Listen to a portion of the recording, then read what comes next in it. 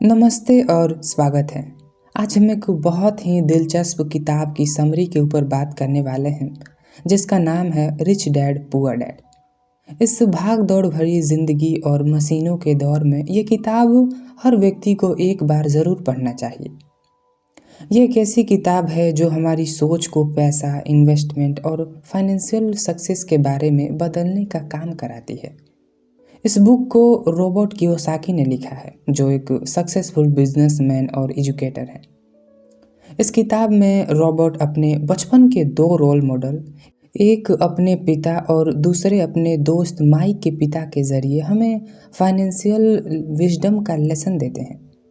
अपने पिता को वो पुअर डैड कहते हैं और अपने दोस्त माइक के पिता को रिच डैड कहते हैं। पुअर डैड कहने का मतलब कि ऐसा नहीं है कि रॉबर्ट बहुत गरीब थे या उनके पिता बहुत गरीब थे, बल्कि उनकी सोच पुरानी थी। पुअर डैड यानी रॉबर्ट के पिता एक हाईली एजुकेटेड गवर्नमेंट एम्प्लॉय थे, जो फाइनेंशियल स्टेबिलिटी के लिए नौकरी को सबसे ज़रूरी मानते थे। वहीं रिच डैड यानी उनके दोस्त माइक के पिता एक फॉर्मल एजुकेशन के बिना भी स्मार्ट इन्वेस्टमेंट और रिस्क टेकिंग के जरिए एक सक्सेसफुल बिजनेसमैन थे। रॉबर्ट ने दोनों के आइडियाज़ को देखा, समझा और डिसाइड किया कि कैसे एक फाइनेंशियली फ्री लाइफ जिया जा सकता है।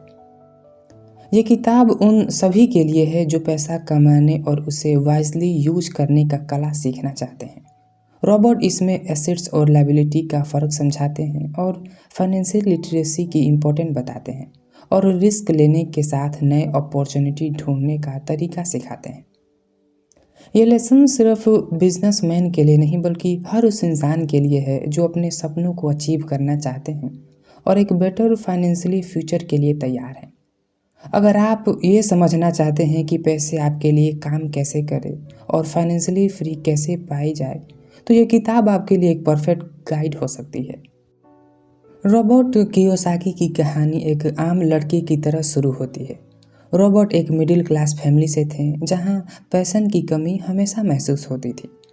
उसके पापा, जो एक हाईली एजुकेटेड टीचर थे, उनका मानना था कि पैसा कमाने का बस एक ही तरीका है, अच्छी पढ़ाई करो, एक सिक्योर नौकरी लो और पैसा सेव करो।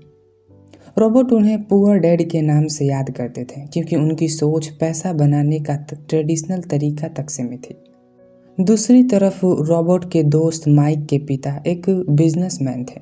रॉबर्ट उन्हें रिच डैड कहते हैं, लेकिन उनका सोचने का तरीका ट्रेडिशनल नहीं था। उन्होंने फॉर्मल एजुकेशन कंप्लीट की थी, लेकिन उन्हें पैसा बनाने और ग्रो करने में काफ़ी प्रैक्टिकल नॉलेज था। रिच डैड और पुअर डैड का कंपैरिजन वहीं से शुरू होता है। पुअर डैड कहते थे कि पढ़ो, एक अच्छी नौकरी लो और अपने पैशन को सेफ रखने की सोचो, जबकि रिच डैड कहते थे पढ़ो लेकिन पैसा तुम्हारे लिए क्या काम करे, ऐसा सोचना सीखो। नौकरी के पीछे मत भागो, बल्कि एक ऐसी लाइफ बनाओ जहां तुम्हारी इनकम तुम्हें फाइनेंशियल फ्रीडम दे।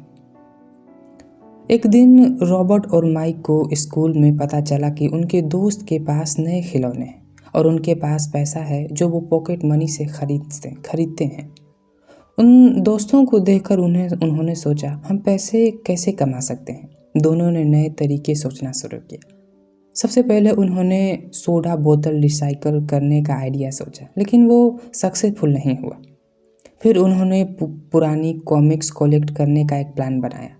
दोनों ने मिलकर पुरानी कॉमिक्स खरीदी और अपने बैकयार्ड में एक छोटी सी कॉमिक लाइब्रेरी बनाई, जहां बच्चे एक छोटी फी देकर कॉमिक पढ़ सकते थे।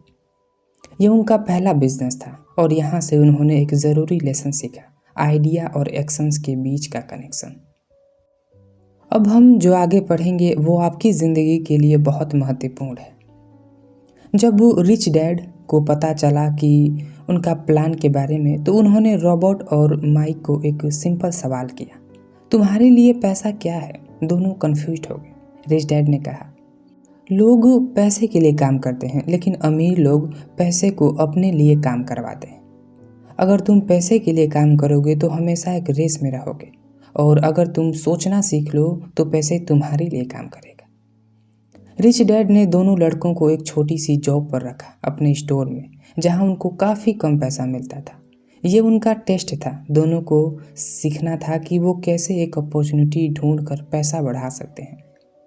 थोड़ी देर के बाद उन्होंने समझा कि उनका एम ज़्यादा काम करना नहीं बल्कि नए आइडिया और सोचने का ज़रिया इनकम बढ़ाने का तरीका ढूंढना था।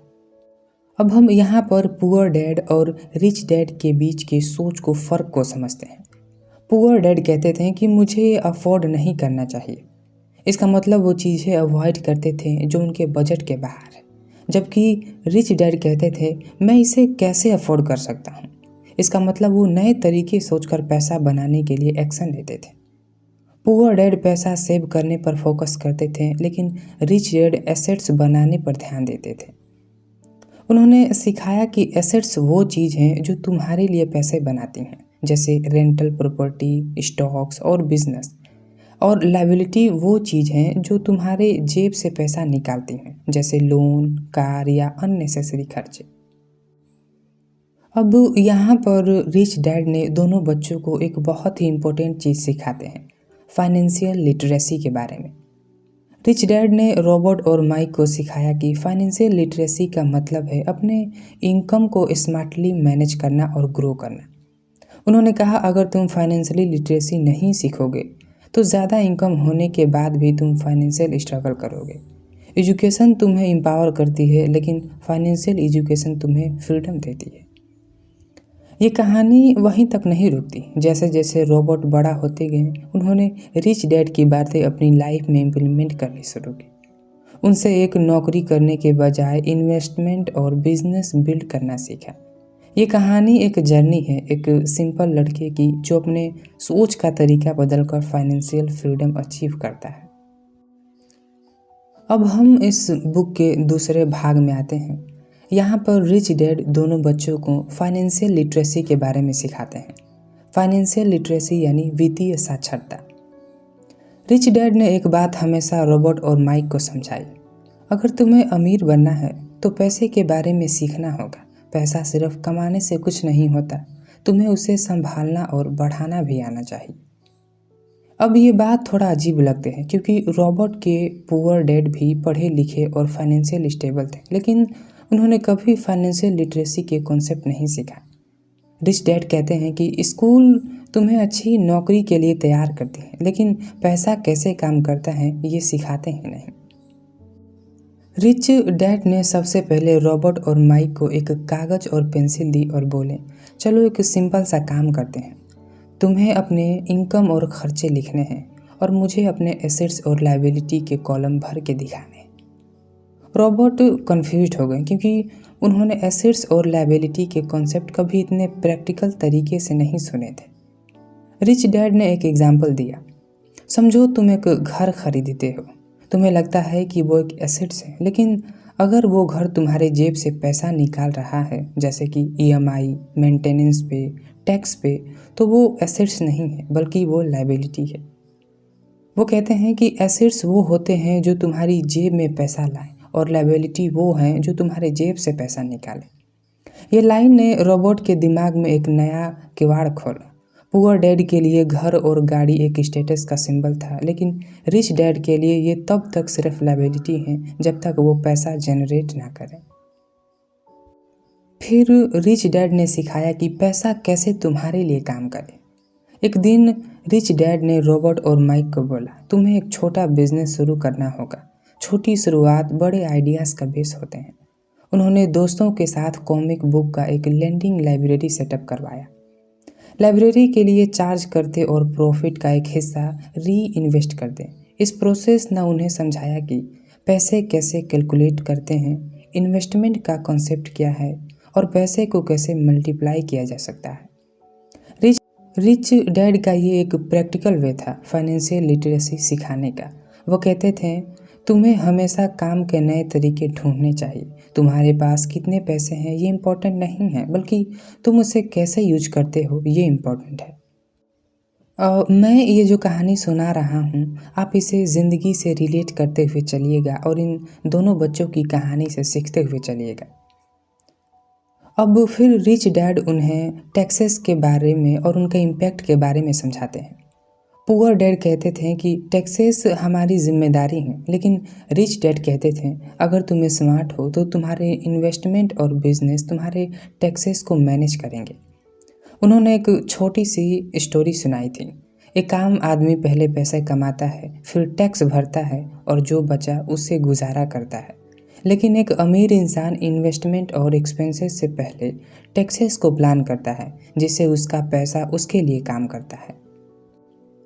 फाइनेंशियल लिटरेसी का मतलब सिर्फ पैसा कमाना नहीं है, बल्कि उसे कैसे संभालना, कैसे इन्वेस्ट करना और कैसे बढ़ाना है, ये सब है। रिच डैड हमेशा रॉबर्ट और माइक को ये समझाते थे कि एसेट्स और लायबिलिटी का कॉन्सेप्ट को समझना एसेंशियल है। पैसा तुम्हारे लिए काम करे, ना कि तुम पैसे के लिए। टैक्सेस और इन्वेस्टमेंट का प्रॉपर प्लान होना चाहिए। आप अभी इस बात को अपनी ज़िंदगी में ला सकते हैं। अपने खर्चे और इनकम को एनालाइज करके और देखिए कि आपके पास ज़्यादा लायबिलिटी है या एसेट्स। ये स्टेप छोटा लगता है, लेकिन फाइनेंशियल फ्रीडम की तरफ एक बड़ा कदम है। अब हम तीसरे पार्ट में आते हैं। इसमें हम सीखेंगे कि रिस्क टेकिंग और इनोवेशंस के बारे में। रिच डैड हमेशा कहते थे रिस्क लेने से मत डरो, लेकिन रिस्क समझ कर लो। उनका मानना था कि अगर आप नए तरीके नहीं सोचेंगे तो आगे नहीं बढ़ पाएंगे। जबकि पुअर डैड कहते थे सेफ रहो, स्टेबल जॉब लो और रिटायरमेंट का इंतज़ार करो। एक दिन रिच डैड ने रॉबर्ट और उनके दोस्त माइक को एक छोटी बिजनेस एक्टिविटी करने को कहा। लेमोनेड स्टैंड लगाओ। लेमोनेड यानी नींबू पानी का स्टैंड लगाओ। कंडीशन ये थी कि उनके अपने पैशंस का यूज करना होगा और लॉस हुआ तो कंपेंसेट नहीं करेंगे। शुरुआत में देर लगा, लेकिन जब उन्होंने नए फ्लेवर और by one get one free का आइडिया लगाया तो प्रॉफिट बढ़ने लगा। रिच डैड ने समझाया रिस्क लेना ज़रूरी है, लेकिन नए आइडियाज़ के साथ रिस्क लेना और भी ज़रूरी है। उन्होंने समझाया कि पहला कि रिस्क से घबराओ मत, रिस्क लेना ग्रोथ के लिए ज़रूरी है। दूसरा, इनोवेशन ज़रूरी है, हर काम में नए तरीका अडॉप्ट करो। तीसरा, फेलियर से सीखो, गलतियाँ नए तरीका दिखाती हैं। रॉबर्ट ने बात समझकर छोटी इन्वेस्टमेंट से शुरू की और धीरे धीरे बड़े डिसीजंस लेने लगे। उनसे ये सीखा कि रिस्क और इनोवेशन फाइनेंशियल फ्रीडम के सबसे बड़े टूल्स हैं। अगर आप नए तरीके सोचना और रिस्क लेने के लिए तैयार हैं तो सफलता के दरवाजे हमेशा खुले रहेंगे। अब हम इस बुक के चौथे भाग में आते हैं, जहां हम स्किल और लर्निंग के बारे में सीखेंगे, यानी सफलता की कुंजी के बारे में। रिच डैड कहते थे कि अगर तुम फाइनेंशियली फ्रीडम चाहते हो तो तुम्हें हमेशा नए स्किल्स सीखने के लिए तैयार रहना होगा। उनका मानना था कि पैसा कमाना काफ़ी नहीं है, पैसा कैसे बनाए और मैनेज किया जाए ये सीखना और ज़्यादा ज़रूरी है। सबसे पहला सबक वो सिखाते हैं कि मल्टीपल स्किल सीखो। एक दिन रिच डैड ने रॉबर्ट और माइक को कहा कि सिर्फ एक स्किल पे फोकस मत करो। जो इंसान सिर्फ एक ही स्किल पे काम करता है वो अपने ऑप्शंस लिमिट कर लेता है। सीखो कैसे मार्केटिंग, सेल्स और अकाउंटिंग के साथ काम करते हैं। उन्होंने दोनों को ऑफिस में अलग अलग डिपार्टमेंट में काम करने दिया ताकि वो समझ सके कि एक बिजनेस कैसे चलता है। रॉबर्ट इनिशियली कंफ्यूज्ड है।